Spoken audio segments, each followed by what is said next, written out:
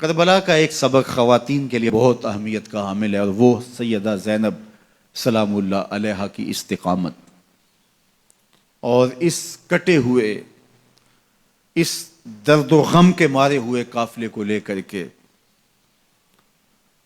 کوفہ سے قادسی اور وہاں سے دمشق اور وہاں سے شہر حبیب تک پہنچنا اور ان کی ڈھارس بنانا، اس کو تسکین دینا، یہ کتنا مشکل مرحلہ تھا۔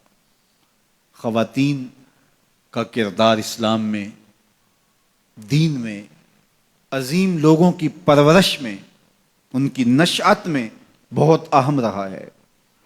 آپ حضرت موسیٰ علیہ السلام کی کہانی پڑھ سکتے ہیں تو پہلے تذکرہ ان کی ماں کا آتا ہے۔ اس دور کے یزید، فرعون کے سپاہی بچے ماؤں کی گودوں سے چھین کر کے کاٹ دیتے ہیں، اور حضرت موسیٰ علیہ السلام کی زندگی بھی اس خطرے سے دو چار ہوتی ہے تو اپنے بیٹے کو ایک صندوق میں ڈال کے دریائے نیل کی موجوں کے سپرد کر دیتی ہیں، اور پھر کس طرح اللہ دوبارہ بیٹے کو ماں کی گود تک پہنچاتا ہے، وہ کہانی آپ نے کتاب رحمت قرآن مجید سے بارہا پڑھی ہوگی۔ حضرت ہاجرہ سلام اللہ علیہا بھی ایک خاتون ہیں جس نے اپنے بیٹے کی، اپنے شوہر کی عدم موجودگی کے اندر ایسی تربیت کی کہ زمانہ آج بھی اشش کر رہا ہے کہ باپ کہہ رہا ہے بیٹا میں تجھے ذبح کرنا چاہ رہا ہوں، تو بیٹا کہتا ہے ابا ذبح کیا، جو کرنا ہے کیجئے۔ اقبال کہتا ہے یہ فیضان نظر تھا یا کہ مکتب کی کرامت تھی، سکھائے کس نے اسماعیل کو آداب فرزندی۔ وہ ماں تھی جس نے بتایا باپ کیا ہوتا ہے۔ تو جب مائیں بیٹوں کو آداب فرزندی سکھاتے ہیں تو بیٹے شاہکار زمانے کا بنتے ہیں۔ تو یہ ماں تھی جس کا کردار سیدہ ہاجرہ سلام اللہ علیہا۔ حضرت مریم سلام اللہ علیہا کا کردار دیکھیے، حضرت عیسیٰ کی کہانی شروع ہوتی ہے تو پہلے ذکر سیدہ مریم کا آتا ہے۔ تو یہ بات ذہن میں رکھیے گا کہ خواتین کا کردار ناقابل فراموش ہے۔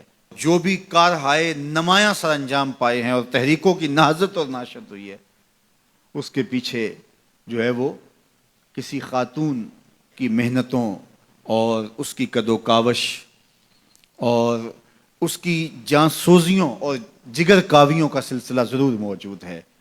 اب کربلا کی تاریخ ادھوری رہتی ہے جب تک حضرت سیدہ زینب کا کردار سامنے نہیں آتا۔